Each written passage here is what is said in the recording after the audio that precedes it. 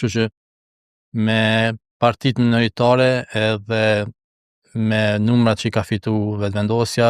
më shpresoj që mas certifikimit të rezultateve qeveria dhe kuvendi duhet me u konstitu në fat rekord, ndoshta jo më larg se në shkurt, për shkak se nëse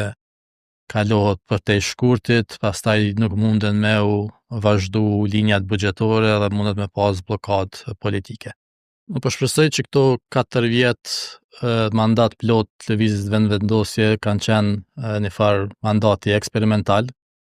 për shkak se ka pas shumë vendime ad hoc,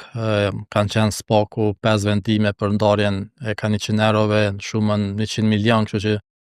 rreth gjys miliardi euro janë nda parat të taksapaguesve sa herë që qeveria ka pas nevojë ose me ble publikun atë votat ose me i shpërnda për shkak se s'ka ditë çka me bo me ato mjetet të grumbulluara.